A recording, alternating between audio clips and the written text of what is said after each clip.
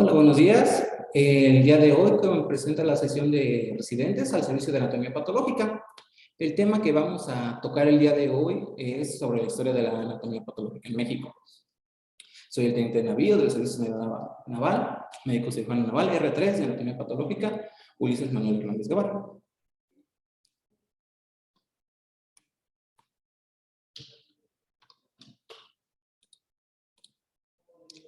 Bueno, como antecedentes de importancia tenemos principalmente que la anatomía patológica en su estado y concepto actual se origina a partir de los trabajos de Juan Bautista Morcani. Cuando en 1761 describe su obra de Sedivius et Causis Morbum per Anatomia Indagatis. Se trata de un tratado de medicina dedicado a la correlación de síntomas clínicos con alteraciones morfológicas. Representa una gran revolución en cuanto al concepto de enfermedad y proporcionando principalmente el concepto anatómico de esta. Aunque también es cierto de recordar que la costumbre de examinar cadáveres y lesiones, enfermedades sufridas durante la vida, es mucho más antigua, casi con los inicios de la misma medicina. Tal vez el autor que más influyó también en este aspecto fue Valverde de Amusco, en la obra de composición del cuerpo humano, donde se encuentran muchos datos anatómicamente descritos y observados. Como vimos, la correlación de la enfermedad con las alteraciones morfológicas es mucho más antigua. También tenemos a Francisco de Valles, médico del rey Felipe II, el cual en su cátedra comentó, que comentó de Locis Pacentevius de Galeno. Requirió la ayuda del prospector Pedro Jimeno. El prospector es el que realiza la disección, considerándose esta vez la primera vez que se explicó la anatomía patológica sobre un cadáver. Francisco Hernández, también médico de Felipe II, realiza las autopsias más antiguas de las que se tiene registro en México, que fue en 1576 durante la epidemia del Colixtli. Se dio principalmente a principios de 1545, cuando esta epidemia mató cerca de 12 a 18 millones de personas en lo que es la República Mexicana el día de hoy. Describió ciertas alteraciones que producía esta enfermedad, que hasta actualmente está considerado que principalmente fue una fiebre entérica. Eguía Muro, también catedrático del Hospital de San Andrés, de los primeros hospitales que se hicieron aquí en el país, describe el absceso hepático después de haber examinado, como refieren sus escritos, después de muchos cadáveres, lo que también nos da una idea de que las autopsias, o por lo menos, bueno, no autopsia como tal, sino evisceraciones y examinar el cuerpo después de muerto para ver las alteraciones, pues está presente en el México antiguo. Como podemos ver, los estudios anatomopatológicos llegaron a México desde el siglo XVI, que eran principalmente de una manera rudimentaria o tosca, como lo podemos observar, y principalmente las lesiones descritas eran macroscópicas. Todavía el siglo XVI, XVII, XVIII, hasta principios del XIX, la medicina que se estaba estableciendo en México todavía era antigua, arcaica, antigua a los conceptos que se tenían de enfermedad, hasta que llegaron a principios del siglo XIX, ese cierto romanticismo, podríamos llamar, por la cultura europea, y toda la nueva ciencia o tecnología que llegaba de allá, pues fue implementada en este país. La anatomía patológica llega a México a través de la literatura y de los contactos con la medicina francesa principalmente, que se establecen posterior a la independencia de México. Es curioso ver que en México el concepto de medicina también cambia respecto a lo que se tenía antiguamente de los antiguos preceptos a una medicina más moderna y sobre todo principalmente relacionada a la anatomía patológica.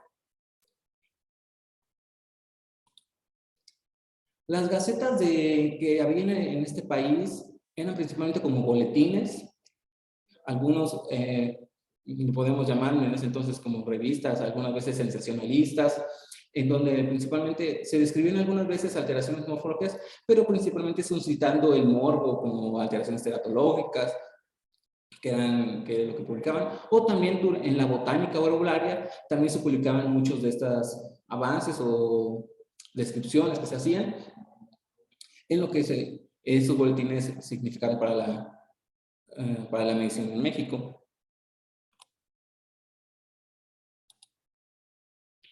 Bueno,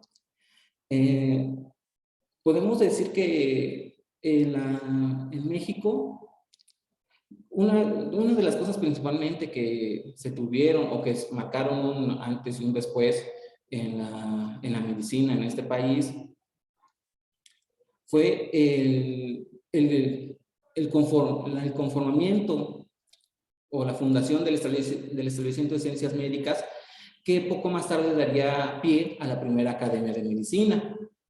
Este edificio se encuentra en lo que era el antiguo hospital de Betlemitas, que fue la primera sede de este instituto de ciencias médicas. En la anatomía patológica, pues también tenemos descripciones como la del doctor Martínez del Río, que describió un estudio sobre la enfermedad conocida como el mal de Bright. Esta había sido descrita 10 años antes por el mismo doctor Bright, un médico inglés, en el que un caso autopsiado por él se confirman las mismas lesiones que se presentaban ya descritas por el doctor Bright. En el 7 de agosto también se marca un hecho importante en el transcurso de la anatomía patológica. Se inicia el 7 de agosto de 1837, se inicia en la academia una costumbre que es lo que podíamos considerarlo como las primeras sesiones anatomoclínicas. En esas primeras sesiones se describieron, fueron unas piezas anatomopatológicas, las cuales tenían un intestino con úlceras tifoideas. Recordemos que en aquellos tiempos la tifoidea pues arrasaba también todavía con la gran parte de la población mexicana. También un caso de una tráquea diagnosticada con difteria, que al examen post-mortem se descubrió que era un tumor voluminoso que obstruía las vías respiratorias. En todos estos años no se ha encontrado, bueno, por lo menos hasta 1837, un poquito después, no se ha encontrado algún estudio microscópico como tal. Todos los estudios eran macroscópicos de descripción de las lesiones. Y inclusive no se ha encontrado que se haya ocupado algún microscopio en México o transquiera una lente de aumento para descubrir las lesiones a nivel microscópico. Bueno, ya una vez que se unificó el territorio nacional, que cesaron prácticamente todos los brotes de violencia, o más o menos se calmó al país, uno de los principales objetivos del gobierno en materia de fomento de la ciencia fue establecer varios institutos. Se creó el Instituto de Geografía, de Biología, que trataban de igualar o por lo menos estar a la par de sus contemporáneos europeos. Con esas características, en 1881, gracias al general Carlos Pacheco, que es el encargado de fomento del país, se emitieron varios decretos para crear esos institutos. Uno de ellos es el Instituto Médico Nacional, que fue creado por ley el 7 de diciembre de 1888. El fin de este organismo era el estudio de la flora, la fauna, el clima, la geografía, aplicando y dirigiendo estos estudios hacia el campo de la medicina. Gracias a la trascendencia de uno de los, podemos decir, de los mejores acontecimientos que tuvo este país, se produjo de manera importante gracias a la fundación del Museo Anatomopatológico Nacional, organizada por el doctor Rafael Lavista, un eminente cirujano aficionado a los estudios post-mortem, que durante el año de 1895 envió una carta al general Porfirio Díaz explicándole la justificación de la creación de estos museos. Como vemos aquí, este es un extracto de la carta que se envió del doctor Lavista a Porfirio Díaz, entre lo que dice que en dicho museo las piezas patológicas bien preparadas y conservadas son un precioso libro donde el estudiante puede adquirir sólidos conocimientos y enriquecer su saber, especialmente acerca del carácter que las enfermedades presentan, modificadas por el clima, la altitud, circunstancias peculiares de cada localidad, así como que en cada centro médico europeo o de Estados Unidos prácticamente había un museo dedicado a la anatomía patológica donde los estudiantes pueden prepararse, observar las lesiones, no nada más esperar un diagnóstico, sino que cada estudiante de medicina o interesados afines a esta disciplina podía observar realmente cómo las características de la enfermedad a nivel macroscópico dentro de un órgano. El doctor Lavista pues funda el museo, y así también como la revista quincenal de Anatomía Patológica y Clínica Médica y Quirúrgica, fundada por el doctor Rafael Lavista. Junto con el doctor Lavista, un grupo también de entusiastas médicos se reúne con él o se juntan con él, como el doctor Manuel Tozán, autor de múltiples artículos de la más pura estirpe anatomopatológica. En este caso, él se enfocaba más hacia la tuberculosis, que también era un problema muy grave de salud en aquellos tiempos. El doctor Lavista, como director del museo, se junta con el Hospital de San Andrés, el cual lo provee de piezas, y hacen prácticamente unos de los primeros hospitales escuela de este país. Las piezas coleccionadas juntan alrededor de 1,500 piezas para estudio anatomopatológico, las cuales eran abiertas a todos estudiantes o público interesado. En las imágenes que presenta el boletín anatomopatológico podemos ver estas piezas excelsamente ilustradas por los dibujantes de aquella época, recordemos no había fotografías, en la cual pues se describen las lesiones, cómo están distribuidas las lesiones, si había tumor, cómo se veía. Es un trabajo muy excelso. Estos son de los pocos ejemplares que quedan para su exposición, en el cual podemos ver un detallado trabajo de dibujo de cada una de las piezas anatomopatológicas. Finalmente, el doctor Lavista muere en 1900, por lo que él no alcanzó a haber constituido el Instituto Patológico Nacional, que también fue idea de él, a fin de que todas las piezas se reunieran y que pudieran otorgar la cátedra de anatomía patológica. En ese tiempo la cátedra prácticamente estaba impartida en la Universidad Nacional, pero no tenía la importancia que tenía. El doctor Lavista se encarga de que prácticamente quede el instituto, sin embargo no llega a haber culminado ese trabajo. A cargo queda el doctor Carmona y Valle, quien fallece en 1909, que también durante todo este tiempo se estuvo realizando el boletín de anatomía patológico, y posteriormente queda el doctor Manuel Tozán. Y recordemos que el doctor Manuel Tozán para esas fechas era el único anatomopatólogo que estaba en el país, en el sentido estricto de la palabra. Era un excelente médico que había estudiado en Puebla, se había trasladado a Europa, estudiado con Weber y con Virchow, con el padre de la patología. Fue un bacteriólogo también experto, formado con Koch, con Petri, y es considerado el primer anatomopatológico de México. Finalmente, estalla la revolución en 1910, prácticamente toda la ciencia sufre un atraso, algunos institutos son cerrados, y también el instituto, posteriormente el Instituto Patológico, es suprimido por orden de Carranza en 1915. Se dice que cuando se pidió una justificación para mantenerlo, pues los directores no supieron otorgar una buena justificación, y pues quedó firmado por decreto, suprimido en 1915. Este hecho pues marca también un atraso en la anatomía patológica en México en ese entonces, que de 1915 prácticamente a 1930, muchos de los estudiantes de anatomía patológica pues también buscan por otros lados, irse a Estados Unidos, a Europa, a especializarse ya en anatomía patológica, y que posteriormente pues regresan al país con todas las ideas de Europa para dar también un paso más importante respecto a la anatomía patológica. También durante estos años un hecho importante es la llegada del doctor Tomás Perlin, histólogo, histopatólogo, preparado bajo la escuela española del doctor Santiago Ramón y Cajal, el cual trae toda esta nueva academia de la escuela española, en la cual sustituye también los antiguos libros viejos de histología franceses, que ya parecen tiempo obsoletos, e incluye ya la histología del doctor Ramón y Cajal. Otro hecho también considerable dentro de la anatomía patológica es la llegada de Harald Seidel, anatomopatólogo danés, el cual después de su graduarse de la Escuela de Copenhague se traslada a México y ocupa el cargo de director de la Escuela de Anatomía de Yucatán. Hace unos trabajos muy extensos también sobre el área de anatomía patológica dentro de las enfermedades tropicales de aquella zona, y da un paso o un hecho de trasladar la ciencia hacia la provincia, cosa que hasta ese entonces solamente se conjugaba aquí en la Ciudad de México.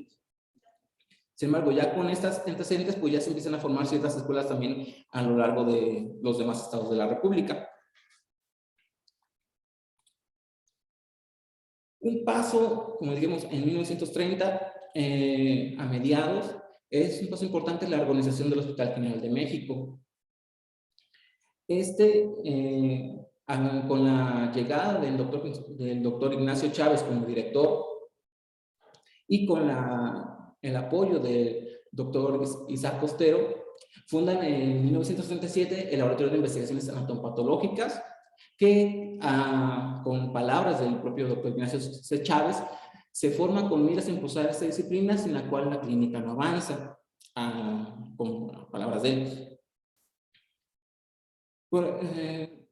También, bueno, digamos, quedando a cargo de este primer laboratorio, el doctor Isaac Costero. El doctor Isaac Costero es un médico español, de cual formado también con la escuela del doctor Ramón y Cajal, llega a México tras el estallido de la Guerra Civil Española. Como sabemos, muchos españoles llegaron a México con la situación política del país, del suyo. Y tras todos esos nuevos conocimientos, y digo, la escuela española, pues había muy buenas ideas con del doctor Ramón Cajal, con ya la implementación del método de Virchow para autopsias. Igual el doctor Isaac Costero crea el manual didáctico de anatomía patológica. Vamos aquí antes ya en 1949. Esto da un gran paso para que las generaciones venideras pues siguieran esta misma escuela, en la cual ya la anatomía patológica deja de ser más aislada del resto de los clínicos o del médico general, que prácticamente solamente iban ese entonces al laboratorio de patología para ver si sus diagnósticos correspondían con el diagnóstico post-mortem, pero se estaban alejando demasiado el conocimiento que tenía el anatólogo con los demás clínicos, no se compartía como tal, hasta que llegas a una escuela en la cual ya hay una correlación, en la cual se busca más avances, o que el clínico también tenga más herramientas para el diagnóstico, tomando en cuenta los hallazgos anatomopatológicos y microscópicos de las lesiones que se encontraban en sus pacientes. Como vemos, los primeros laboratorios de anatomía patológica, pues ocupaba 2 pasillos del edificio de laboratorios del Hospital General. Un comienzo muy austero, pero que dio paso a toda una escuela que se mantiene prácticamente hasta el día de hoy. Posteriormente, dentro de los alumnos más distinguidos del doctor Costero, se encuentra el doctor Ruy Pérez Tamayo. Quedaría a cargo de la segunda escuela de patología del Hospital General de México, que abarcaría de 1953 a 1967. El doctor Pérez Tamayo, junto con los doctores Franz Lichtenberg, obtuvieron a partir de la Kellogg Foundation de Estados Unidos una fuerte ayuda económica para levantar este instituto o laboratorio de anatomía patológica del Hospital General, complementando las aportaciones con la Universidad Nacional Autónoma de México, que finalmente inicia sus labores en la segunda etapa de la patología del Hospital General en 1954. Bueno, todos los esfuerzos que fueron mencionados cronológicamente en esta exposición rinden frutos actualmente con la fundación del Consejo Mexicano de Médicos Anatomopatólogos, igualmente con diferentes asociaciones o colegios de la República de Médicos Anatomopatólogos, las asociaciones, la Federación de Anatomía Patológica, que a lo largo de estos más de 100 años de estudios de la de la patología en México han dado pie a que los estudios o la anatomía patológica deje de estar encerrada en los sótanos de los hospitales, ahí viendo como prácticamente cosa aparte, ¿no? Actualmente con los estudios de histología, inmunohistoquímica, biología molecular, todos estos nos dan a nosotros también como anatomopatólogos más herramientas que poder aportarles a ustedes como clínicos para dar un mejor diagnóstico y un mejor tratamiento a todos nuestros pacientes. Inclusive ya, pues ya vemos en ese tiempo ya con el microscopio electrónico, con los pedaços moleculares, prácticamente hemos ido avanzando también nosotros como especialidad para apoyarlos en lo más que se pueda a todos los servicios clínicos que solicitan nuestro apoyo. Así que esto es todo por mi parte y pues muchas gracias por su atención y gracias, y pues ya saben, cualquier duda que tengan o cualquier cosa que podamos apoyar en el servicio de anatomía patológica, pues estamos a su disposición. Muchas gracias.